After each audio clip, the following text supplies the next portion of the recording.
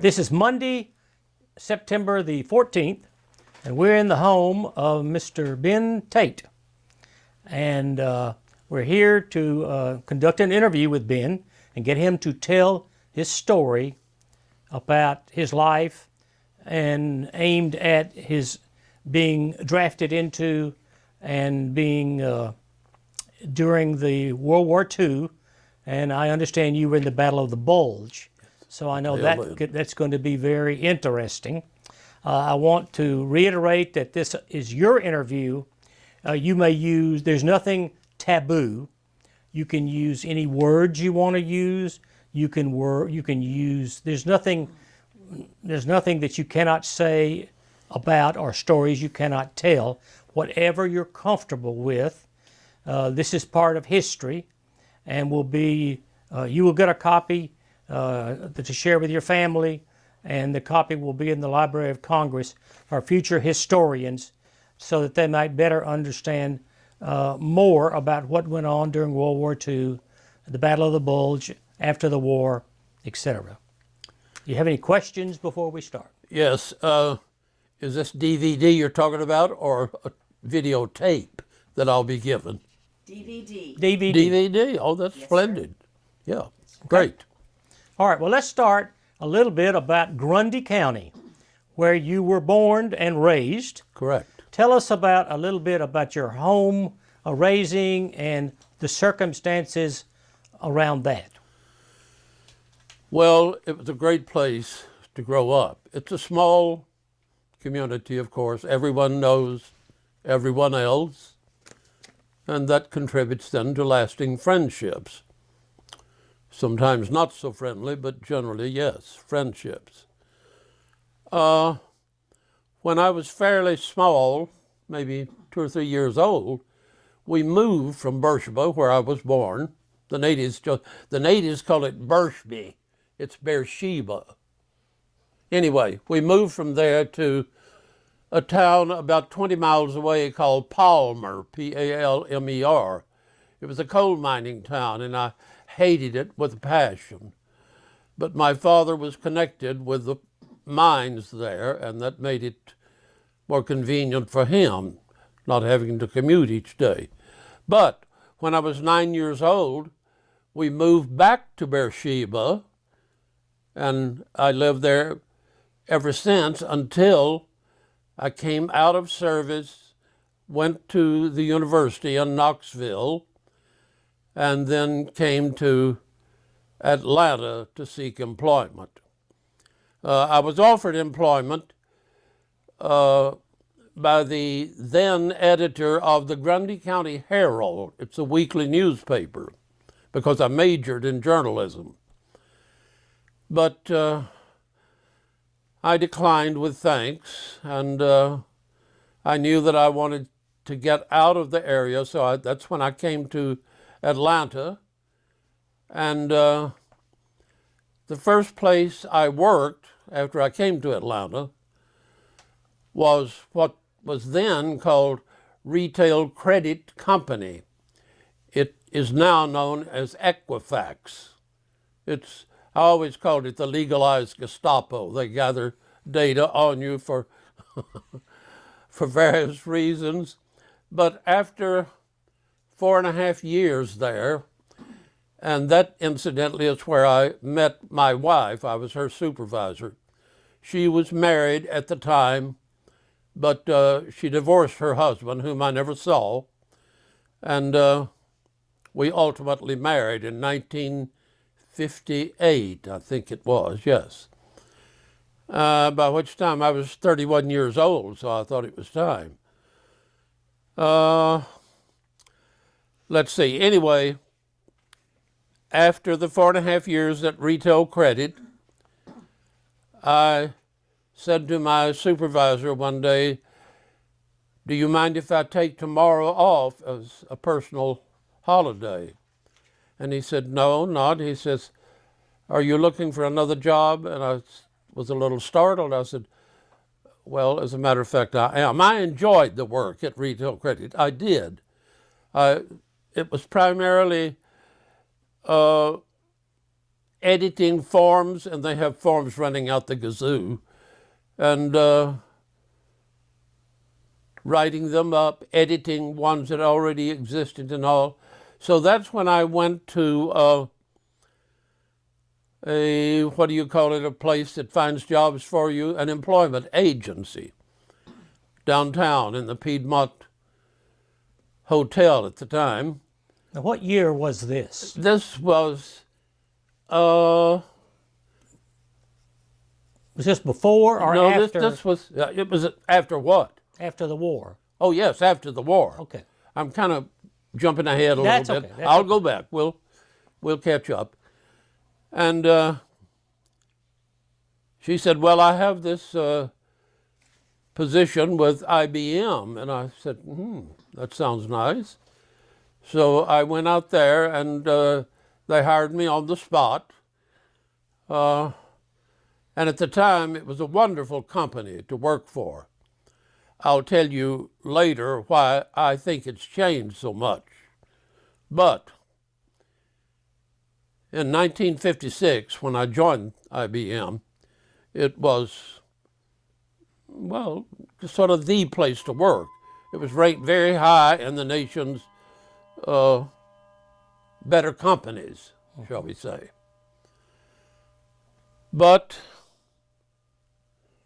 at the time,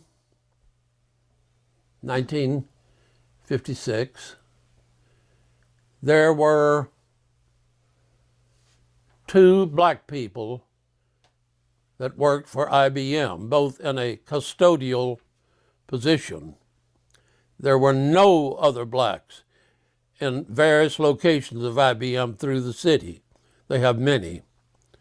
Now, I dare say it's, I don't know, it might even be in the majority now. I hope this doesn't sound racist. I don't mean for it to sound racist. But after 10 years with IBM in Atlanta, I was transferred to data processing headquarters of IBM in, well, it's in New York. Why can't I think of it? Anyway, it was their data processing headquarters, and I was a programmer. And White Plains is the place I'm trying to think of in New York. I did not particularly care for New York. I'm a country boy at heart. So I let that be known in a tactful way, and they were kind enough to have me transferred back to Atlanta, where I had started to begin with. And I lasted there, well, there were other transfers, like out west to Boulder, Colorado, and various places. IBM is big on shoving you around here, there, and that's good. It increases your knowledge of things, I think. But ultimately, it came time for me to retire. I retired at 56 years of age. That's early retirement, because I wanted to do other things. So, well, after that, I worked after I was transferred back to Atlanta and worked for IBM all those years. Following the retirement from there, I was living in Norcross, Georgia at the time, and to fill my days with something to do, I applied for a bank there, the Gwinnett Bank and Trust Company, and they hired me as operations manager, which was a very interesting job too, self-promoting type job. You could do pretty much what you wished. And I guess that was the last employment that I had, because I stayed at IBM until 1983, April of 1983. Can you believe that? That's 17 and 15. That's 32 years ago that I retired from IBM. Here I am still. But I did other things like something that was very dear to my heart. There was a large record store out on Peachtree Road, just below the Darlington, if you people know where that is. And it was called Words and Music. Well, they had a huge classical music department, many times the size of this room. And I was put in charge of that, which I wanted to do. And ordered new music as it came out, helped customers come in and say, we heard something on the radio today that sounded like this. And anyway, sometimes you could identify from their whiskey baritone, but anyway, it was a great job. I liked it. And then I moved out to Conyers. And the distance commuting from there to here was just terrible. The traffic, as you know it, Atlanta's traffic is unspeakable. So I just retired fully. And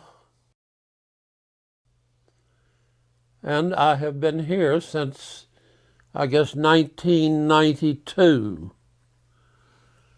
And I suppose I will be here until the end. Mm-hmm. Let's talk about the beginning. The beginning of what now? Of you. You were born in Beersheba Springs, Tennessee. 25. Is that 26. correct? 26. Yes, Okay. June.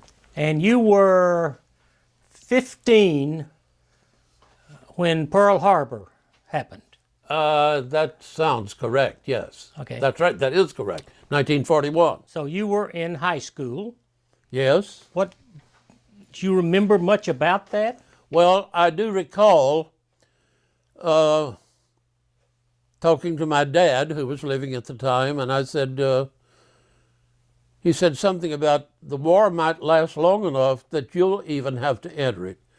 Well, I laughed silently and thought what an old fool he was, but he wasn't.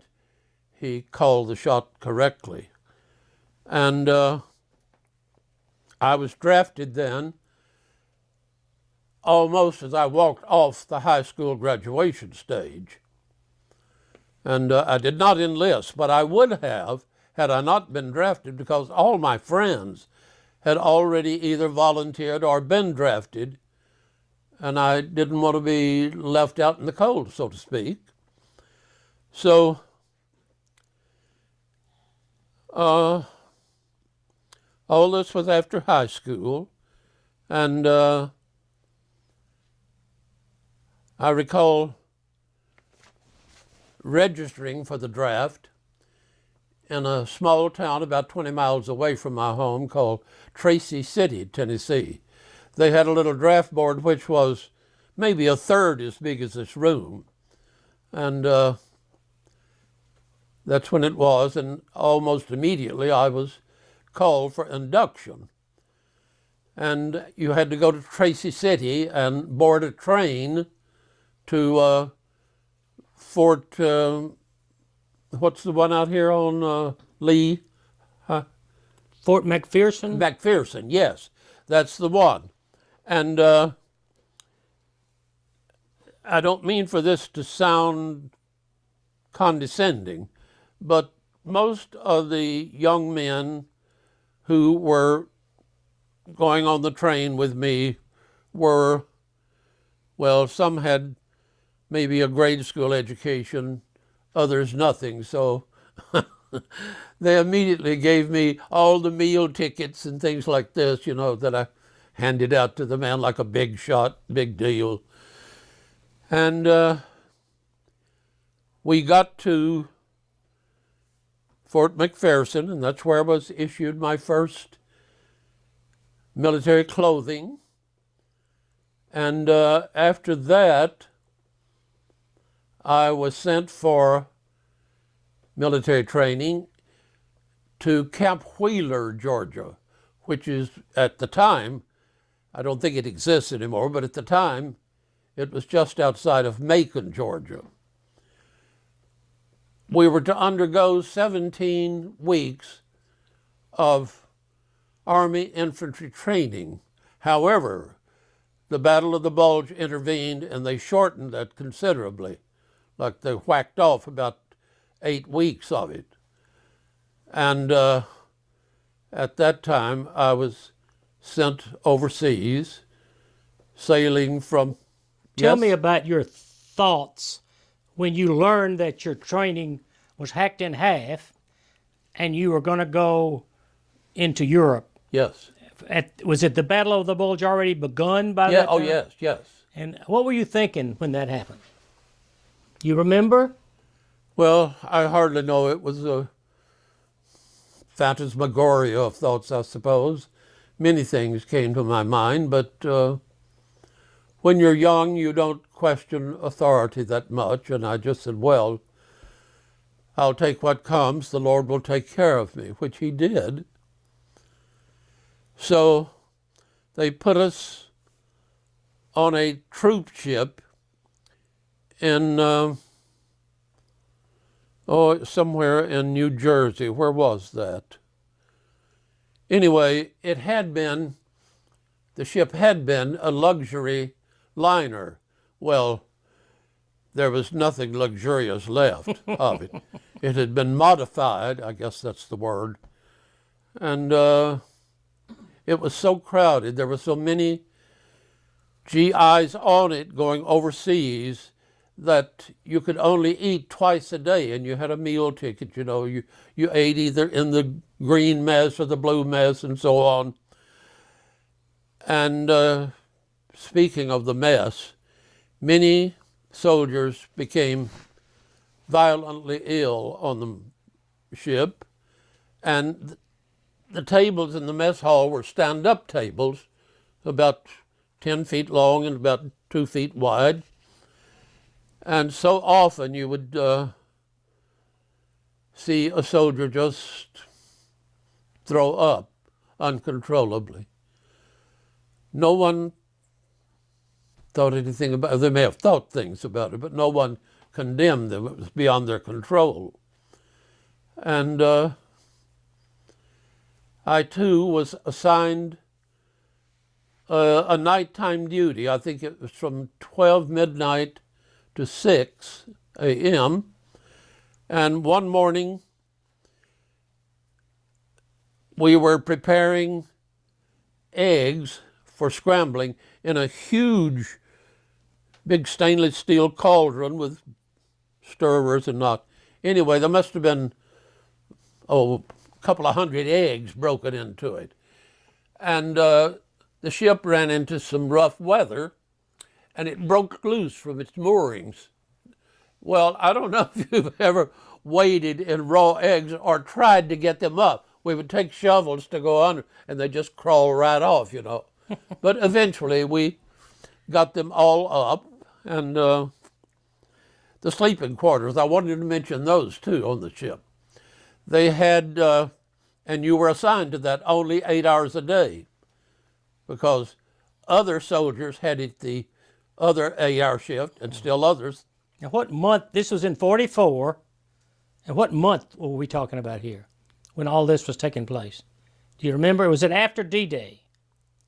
Oh, yes. Okay. Yes. So what month was let's this? see. Yeah, D-Day was June, right? Right. Yeah, it was just shortly after D-Day. So, okay, so it was like late summer. Yes. Okay. Because speaking of summer, there's no place in the world hotter than Macon, Georgia, where I was taking my basic training. I was almost glad that they shortened our training, or I thought I was at the time anyway. But I was starting to tell you about the sleeping arrangement. Right. They had a huge stainless steel pole of some kind, and they had 12 hammocks onto that thing. You may have seen showers in various places that way. So you either had the bottom bunk, the top bunk, or the middle bunk, or the top bunk.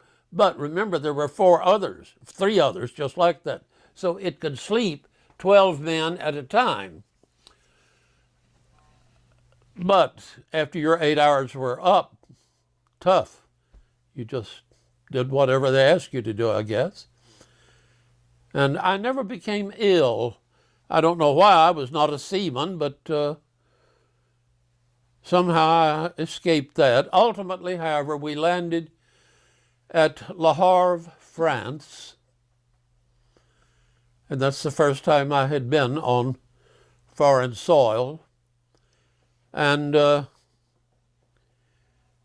from Le Havre, we were sent to join our military group, which for me turned out to be the 4th Armored Infantry. And so I was sent there as a rifleman. I did well in rifle shooting, by the way, in Macon, Georgia. They have targets, you know, and all. And I guess my squirrel hunting days had sharpened my ability in that respect. But let's see, I've talked myself into a blind alley now. Okay, you were in Le Havre. Yes. And then you had been sent to join my to join your outfit, which was the outfit. 4th Armored Division. Right. True. And Now, what was the mission of the 4th Armored Division? it was, well, it was under Patton. It was probably George Patton. Right. It was part of the 3rd Army. Its mission was to whip the enemy, of course. But a half-track, I don't know if you know what a half-track looks like. It's sort of a combination truck and tractor. It has these things on the back, you know, that go along like this. It's manned by 12 people. Now that might seem crowded, and in a way it was, but about a week after I had been put on the half-track, it was traveling through some rural country in Georgia, and out in a field that we were passing by was a huge haystack. Well, the half-track is armed with a 50 caliber machine gun and two 30 caliber machine guns, in addition to what the various soldiers have, plus mines of all kinds. Anyway, they started firing into that haystack in the event any German soldiers would be in it. Now, where was that haystack? In France or Belgium? No, that was in Germany. Oh, in Germany. Yes. Now in Germany. Germany, right. And sure enough, 3 German soldiers came running out of the haystack. They were concealed in it with their hands up, meaning I surrender. Don't let anyone ever tell you that American soldiers can't be cruel. Instead of accepting their surrender,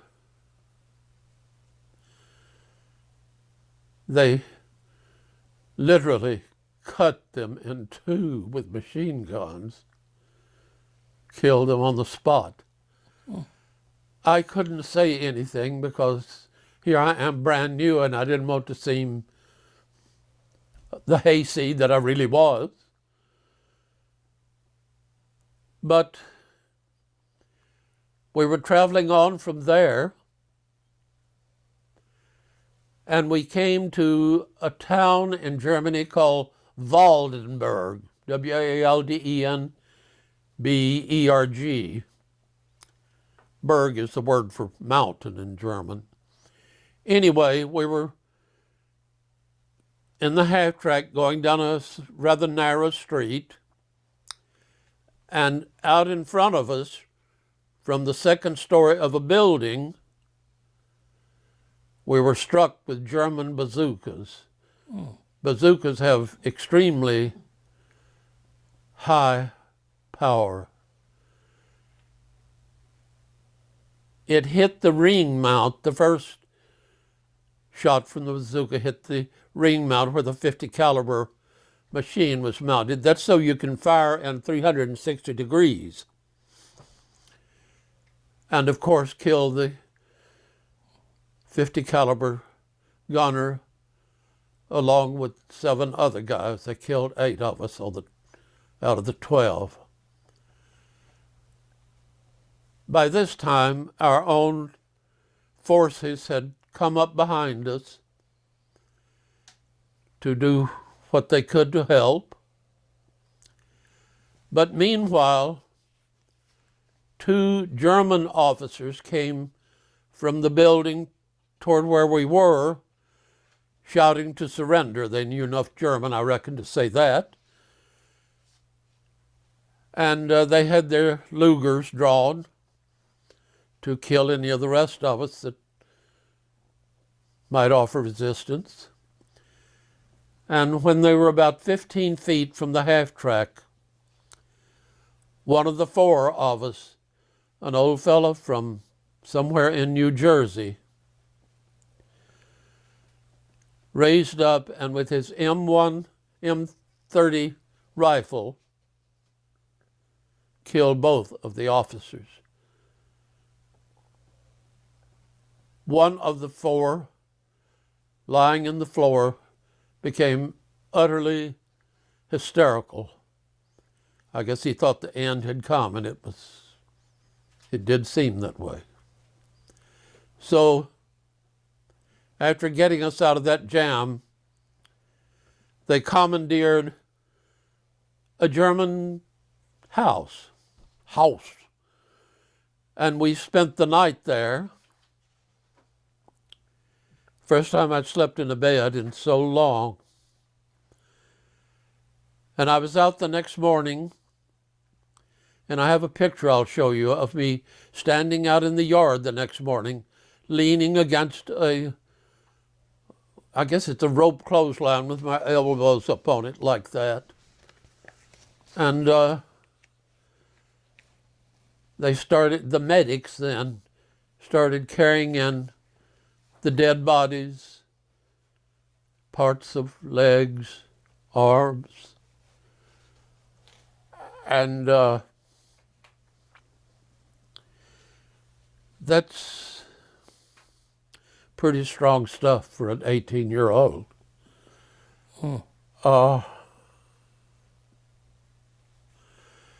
I knew, too, that from the bazooka blast that I couldn't hear, especially out of this ear. Well, I thought, like, when you're shooting firecrackers as a child, you can't hear for a while, but it clears up. So I thought it would clear up. It didn't. And anyway, I'm sort of getting ahead of myself. You're doing fine. Pardon? You're doing fine. Well, from this German house where we spent the night, we went on with various episodes occurring. I can't go into all of them. And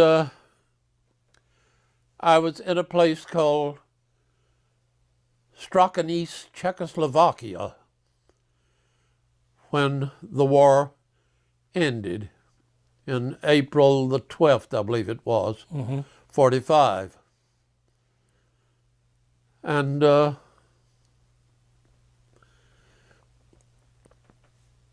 well,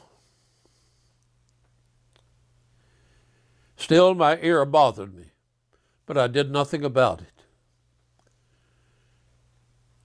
But following the surrender, we were sent to various places for occupational duty. No one knew for how long. The first place I was sent was a fairly small, bucolic, beautiful little town called Parsberg. And I think I have a picture too of the big old multi-story building that I was in there, and we stayed there for, I don't know, several months. Then I went to Weiden, Germany, Weiden, and we were quartered in what the Germans called a Kaserne. It's a barracks, really. And by this time, they had begun the war criminal trials in Nuremberg. Well, This was still in 45. yes, late 45 now.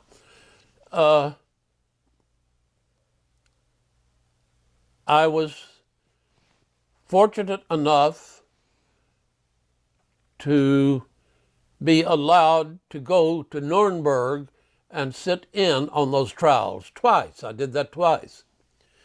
It was a fairly small room too, probably as big as this house combined.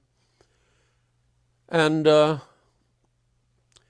were 24 German prisoners on trial, most of them high up in rank. A row of 12, a row of 12. Behind every one of them was an American military policeman in full uniform with weapon in case any of them tried to escape or do anything out of the ordinary. The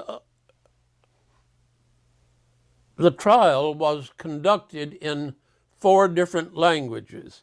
They gave all of the audience headphones, and you could dial whether you wanted to hear it in German, French, English, and I guess Italian, the other 4 languages.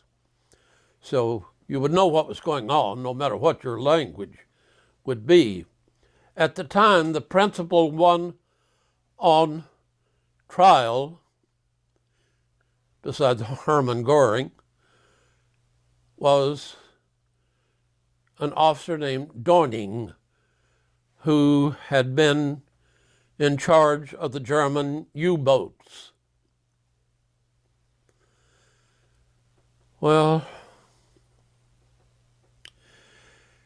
after several hours, you're so drawn up into the thing that you hardly know what's going on. So you might wonder why I wanted to go back a second time, but I did, and did go back a second time.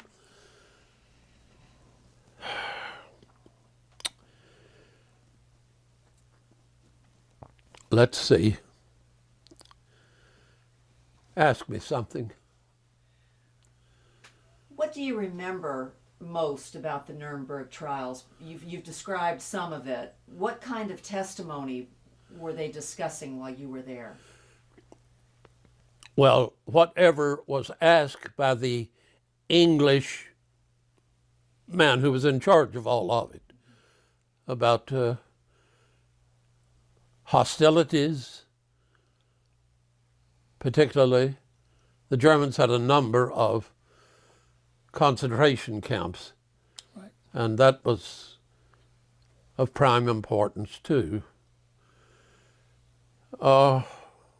Had you heard about the concentration camps? No, ma'am, I had not Okay. at that time. But the most infamous one, I guess, being Dachau. I never went to one.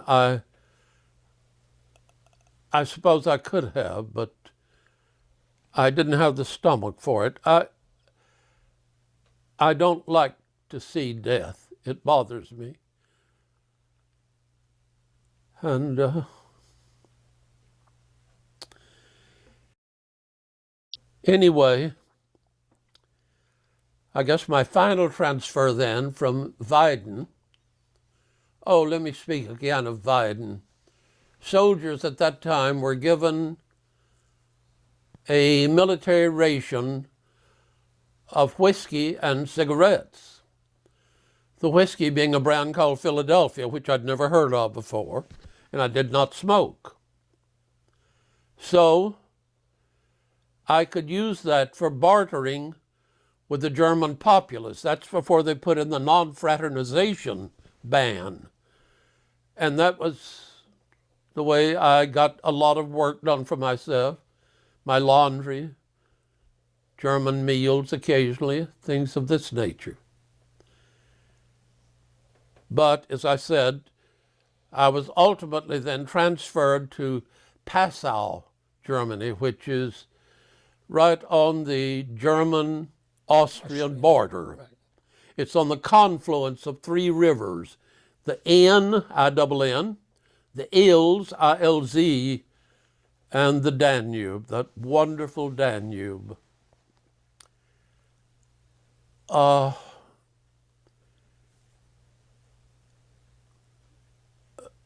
was headquartered in a hotel on Bahnhofstrasse.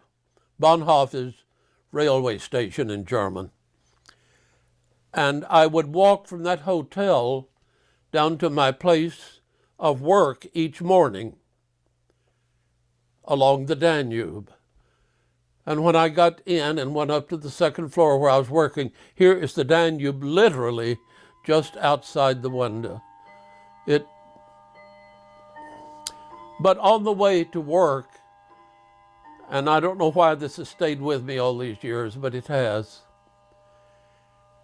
you had to pass an American officers service club.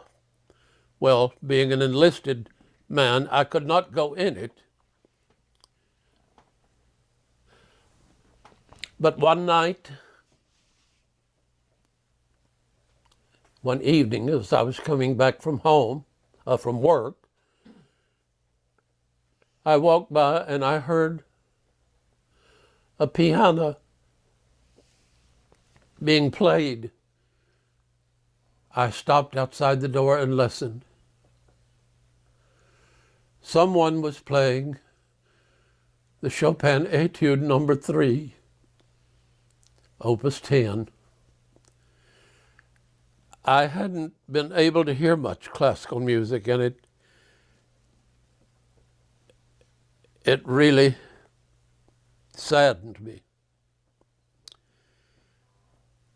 But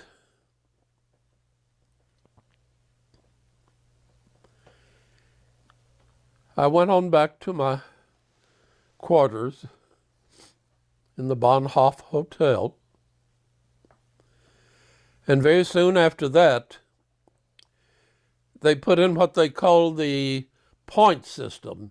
You were allowed to be sent back to the States on a point system.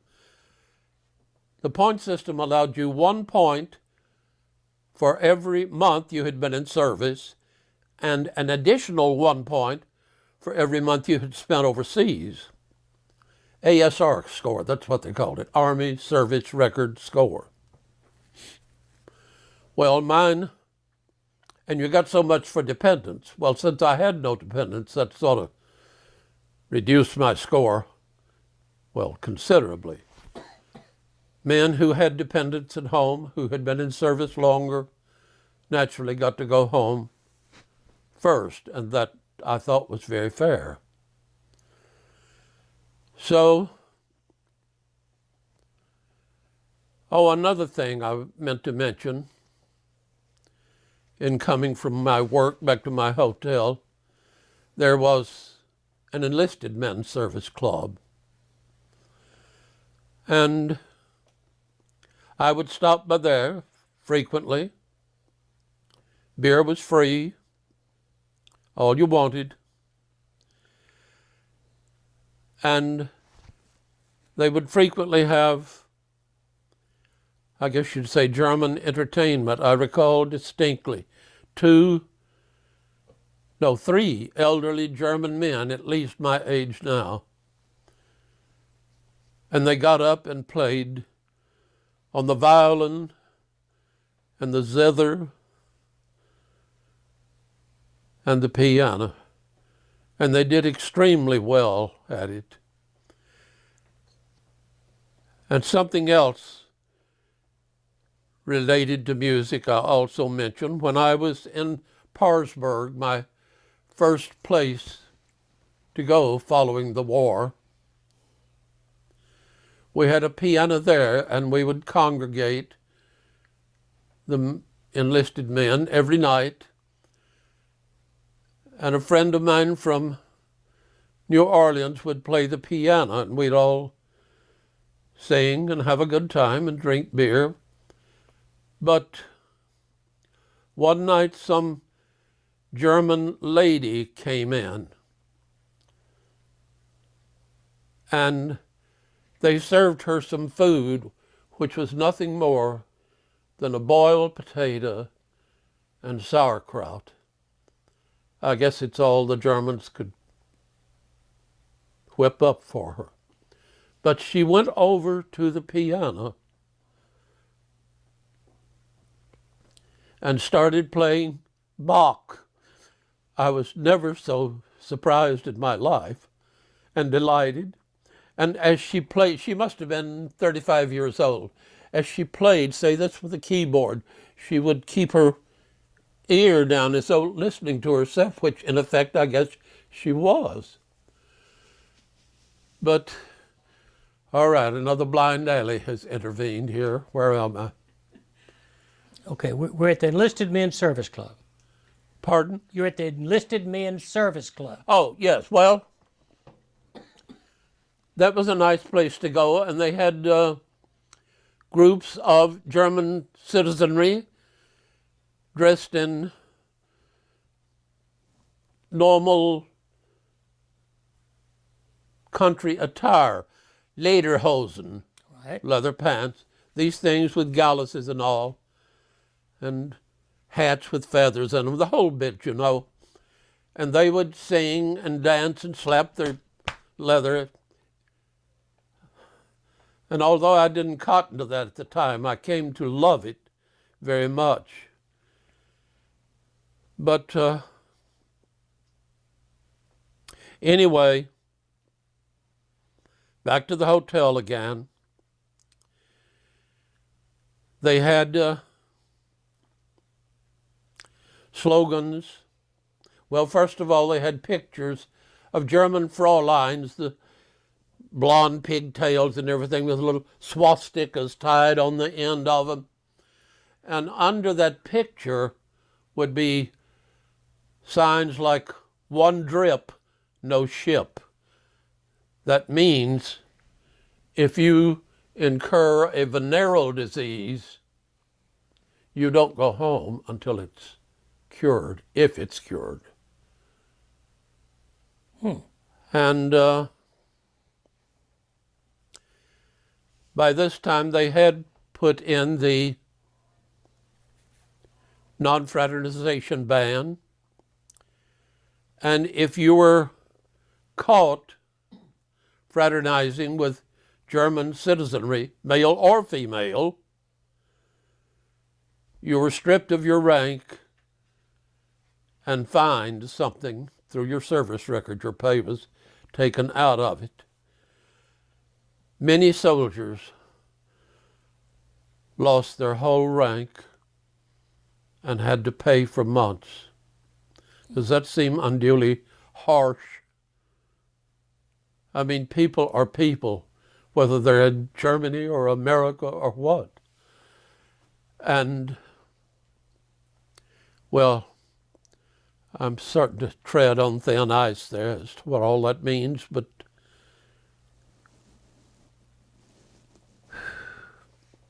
ultimately, as I say, it came my time to be redeployed back to the States. And I was, and landed, I don't know, somewhere on the northeast coast, and went to Fort George D. Meade for being... That was in Maryland, I believe. Yes, yes. There you are given a full examination and whatnot, and one of the doctors saw my ear, and that it was, my eardrum was ruptured, my left one. And he said, would you like to apply for any compensation? The mistake of my life, I said no. It could so easily have happened.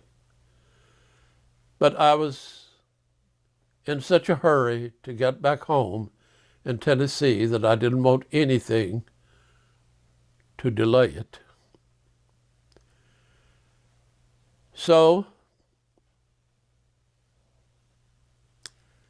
they put us, who lived in that Tennessee area, on a train that took us to Chattanooga, which is about 57 miles from my home.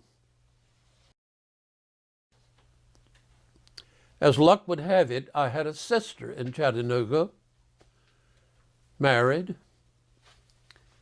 and they had learned that I was coming, and they met the train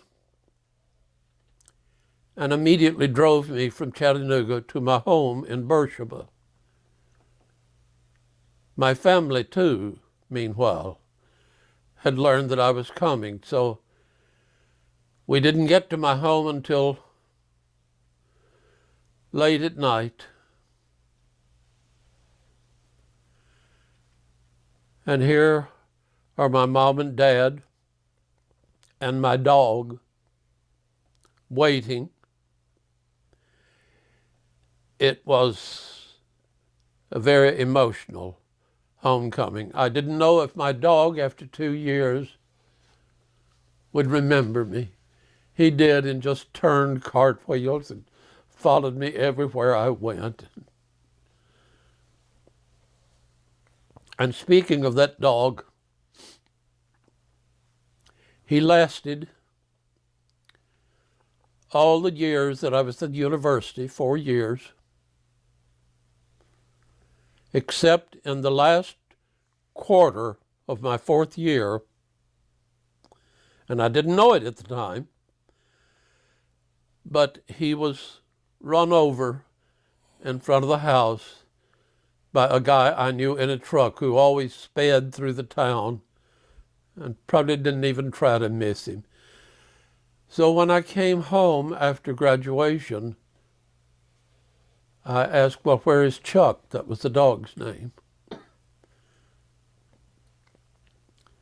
And my mother said, son, Chuck is gone. I said, what do you mean gone? And she said, he was killed by a truck driver. And I said, well, why didn't you call me and let me know? She said, well, I knew that you would be very busy in your last quarter, and that would upset you so that you might not do as well in your studies and examinations and whatnot as you otherwise would. Now I can see the logic behind all that. At the time, I was heartbroken, absolutely heartbroken.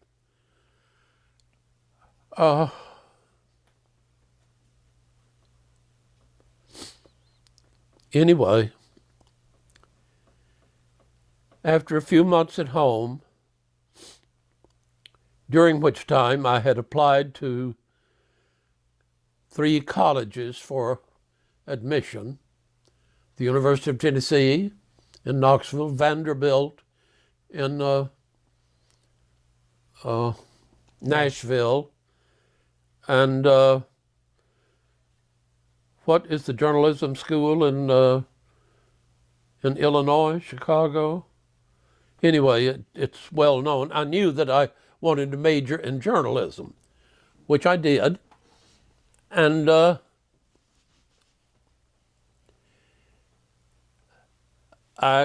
they had no room in the, I don't know why I can't think of that journalism school. And Northwestern? Yes.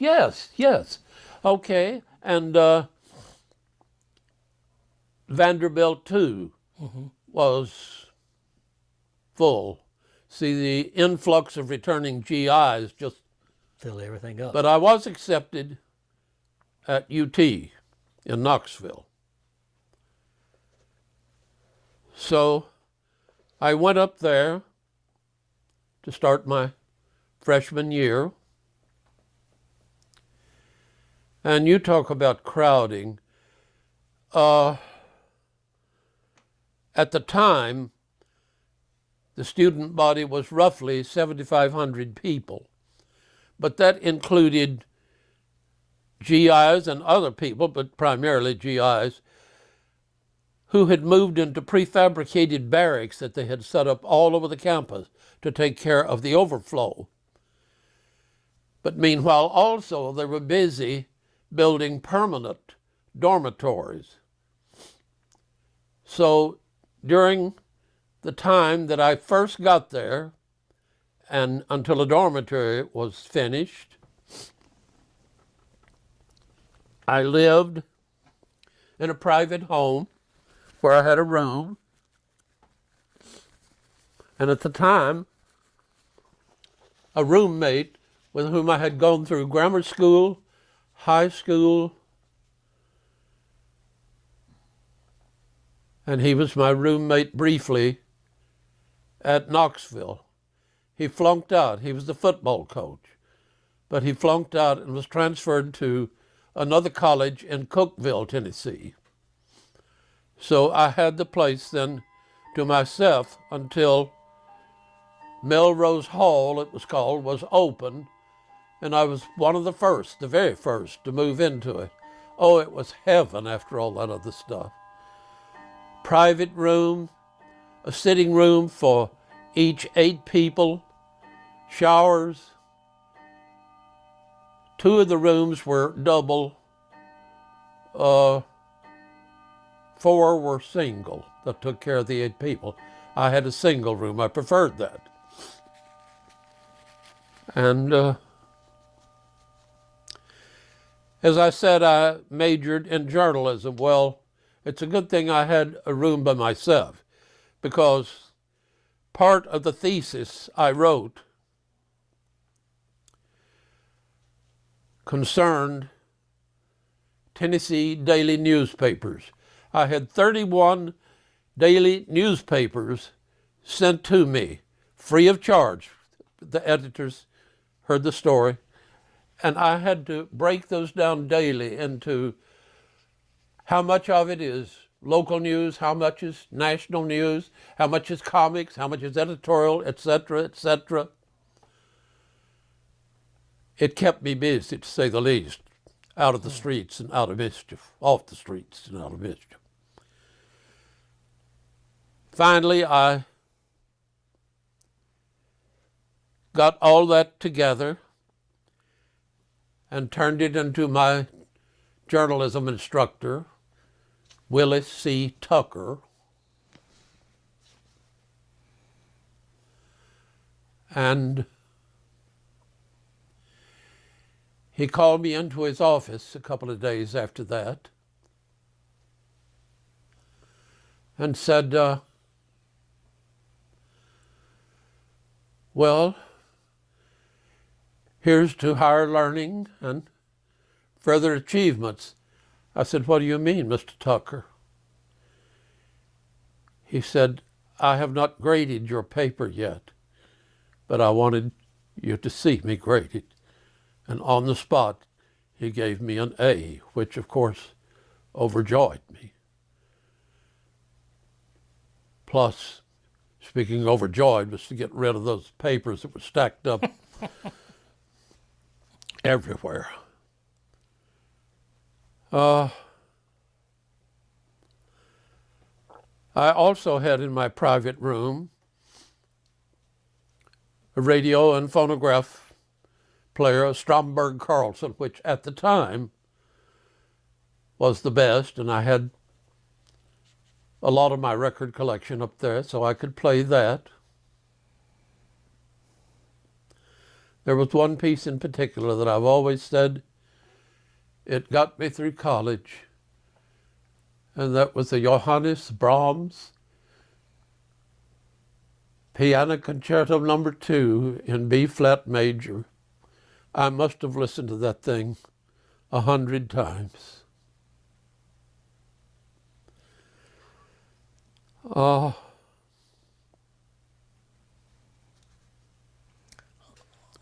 I would go home between quarters from Knoxville to Bishop Springs by Greyhound bus, which was always overcrowded, and almost never did I get a seat. I would have to stand up in the aisle, which is forbidden, but they made exceptions. And all you can see outside is what you can glimpse through the windshield up where the driver is, unless you want to scrunch down and look at a window, but that didn't work. So occasionally I would sit on my suitcase in the aisle. That too was forbidden, but it was allowed. So that took me to McMinnville, Tennessee, which is in Warren County and adjoins Grundy County. So my dad would meet me in McMinnville and take me home. And I would stay, well, whatever time between quarters was the norm at the time, I don't know, a few days, and go back. And when I ultimately received my degree, there were so many people also receiving their degree that the baccalaureate program had to be held outside. There were too many to hold it inside. And we were given our rolled up diplomas, one by one, me by my journalism instructor. It was, but despite being a journalism major, I took all of my electives in either English or foreign languages. Actually, I wound up with more hours in English than I had in journalism. But journalism at that time and at UT was more or less in its infancy. I'm sure it's been broadened considerably by now. So I became fairly proficient in French and Spanish, and what I knew of German, which was, I always called it GI German. We GIs could understand each other when we spoke German, but a native would probably slap his thighs. What is he talking about, you know? But subsequently, I attended Emory University here in Atlanta and took courses in German. Oh, okay. And liked it very much. Like most guys that were in Germany and in service and in the war, I don't think they have a very nice memory or recall of Germany. I never was that way. I liked German. It spoke to me. It had things, I mean, their cultures, everything, were things that were right down my lane. And I have been back to Germany 6 times since then. And it's wonderful, especially when you're on a cruise ship going down the Rhine or the Danube, and it makes frequent stops, you know, and you go through various castles and whatnot. It's a great learning process. And there's no better way to go than on a Cruise ship. right. You unpack once, you have your meals there, everything, and the food is absolutely wonderful.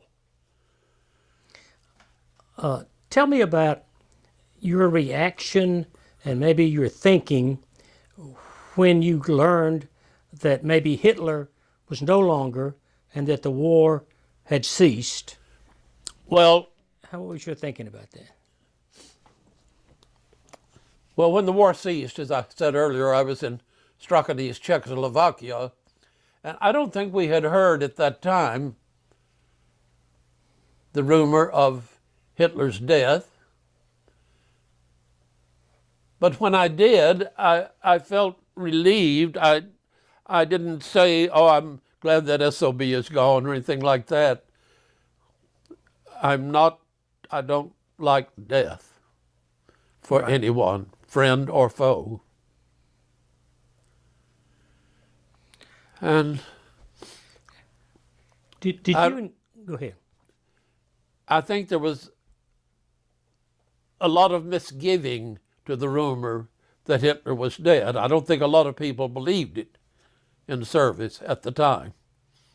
Oh, speaking of Hitler, he had a place in the German Alps called the Burgess Garden. Burgess Garden, yes, but this was his private eagle's nest? Yeah, Eagle's Nest. Okay. I went there once and made some pictures of it, which unfortunately have disappeared. But yes, I went to Burgess Garden. Unfortunately, not during the Passion Play time, which is only given every 10 years, you know. Right. So they missed one of those 10-year anniversaries during the war. It was hardly the time to be putting on plays. But I explored Germany. I went to Regensburg many times. And from where I was stationed in Passau, I could easily walk into Austria, and did many times. There were no border guards to stop you or anything like that. Another thing I meant to mention too, coming back from my work there on the Danube, to go back to my hotel, I passed a cathedral, a large, beautiful cathedral called the Dominaris. The Dominaris claims to have the largest church organ in the world. So many times, it was always open. Many times I would walk into the cathedral and some organist would be performing on it. And I would sit there in absolute rapture.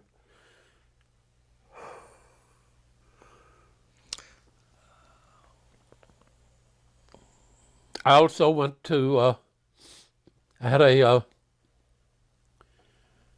guess a 5-day furlough to Paris, France. And I went there alone. And again, they have made provisions for military personnel there on sightseeing, a hotel, a multi-floor hotel. One of the floors was given over entirely to medical procedures for military personnel who had sexual intercourse. And they gave them very short shots. And, well, yes, I did do that. One night, I was walking around by myself on the street, and some lady who must have been 35 at the time, here I am, 20,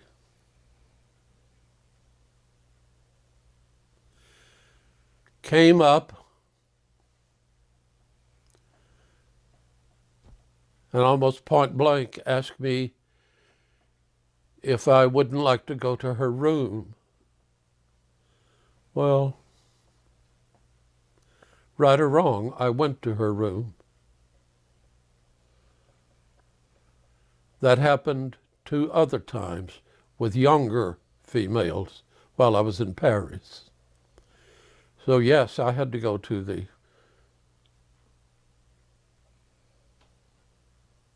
inoculation room or whatever they called it. Fortunately, nothing happened, so. Oh, there's so many things that keep swimming around in my head that. Did you encounter any Russians? Because I know you Russians? were in Czechoslovakia. Yes, we met the Russians there, as a matter of fact. Any thinking about that? Any Well, no, we stories? didn't have that much, what's the word I want? Contact? Yes, verbal contact or any other kind. Yes, they were our ally at the time, Right. but we didn't stay there in Strakonice that long before we went back to these various places that I've talked about being transferred to. And I would like to have been friendlier with the Russians, and I would love to know the Russian language. I would love to. One of my favorite operas is Modest Mussorgsky's Boris Godunov, which is in Russian, of course. And I've seen it performed in Atlanta twice, both times at the Fox Theater. Once by George London, who sang it in Russian, and once by Jerome Hines, who also sang it in Russian. Have you been to the Fox Theater? Yes. It's a great show place. I hope they never tear it down, but I don't know. It's been hit or miss for so long.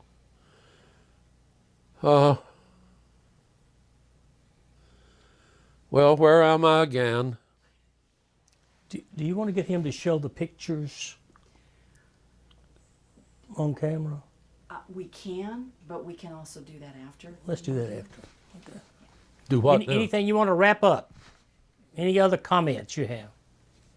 Any other thoughts? Well, many thoughts, but I hate to take up so much time. I appreciate all you people have done for me. I want to, I want to show you a picture of me shortly after I went in the Army. Okay. And let me, Is it this right here, Ben? Is it this? Is it this here? well, you can look at that too. Let me show you the picture I'm talking about. The morning after we were nearly all killed by the German bazooka blasts. All this is me in Germany, just about.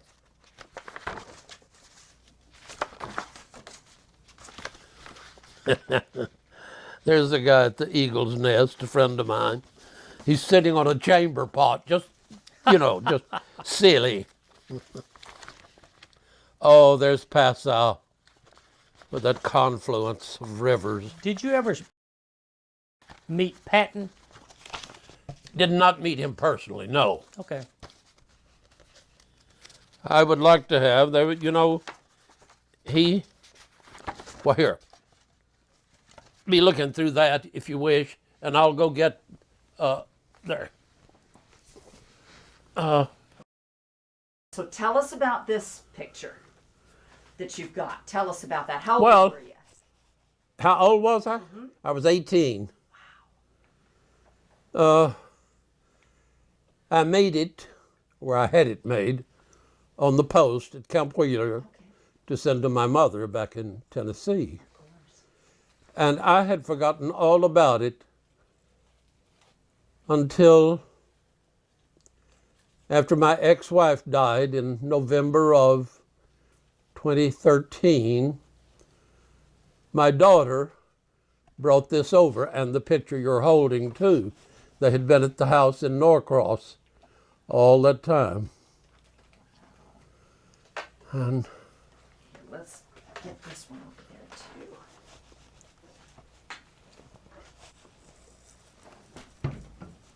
don't trip on the wires. Be careful not to.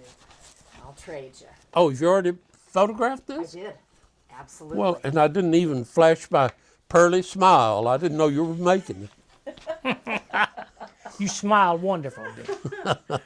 All right, now tell us about this one. Well, it was during basic training at Camp Wheeler, Georgia. That's about all I can tell you. I can't remember the names of most of the guys. I am going to show you my, if I can. Mozart, back in. Mozart said, on. somebody threw something at me. Bless his heart. I don't know. I just know that I'm in it That's okay. Okay, all righty. somewhere. Let's see. You haven't photographed this. Yes. Have you? Yeah. Okay. Yes, sir. All right. So, All right. and what about the album? Where's it? It's right here. Oh, thank you. I wanted you to make one of me there, if I can find it.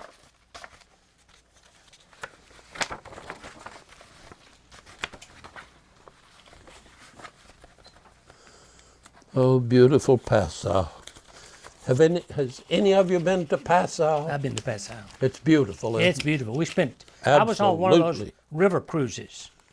You know, flew into Munich, went up to Nuremberg, got on the ship north of Nuremberg, and then floated down the Main and the Danube, and so I think we spent 2 nights in Passau. Mm-hmm. It was There's beautiful. the organ, for instance, in the cathedral that I was talking about. Have you always had a love for classical music? Yes, which How- might seem strange. Yeah, how do you account for that? I would not think Grundy County, growing up in Grundy County, had much classical You know what you music hear in there. Grundy County? I know, that's why I said that. I don't know. Maybe it was a reaction against it. Oh, okay. But I can't find that. 4th Armored Division, 51st Battalion. Well, it doesn't matter, I guess. Oh, Lord, these bring back such memories.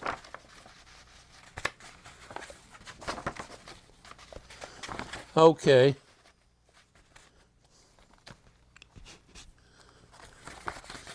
Yes, I went back to Passau twice. It's changed, of course. But cities in Germany, in Europe indeed, do not change with the swiftness that They do here. American cities do. I mean, you'll see a church that's 400 years old, even older. Here, we would have bulldozed it down and put up some chrome and glass structure of some kind. Well,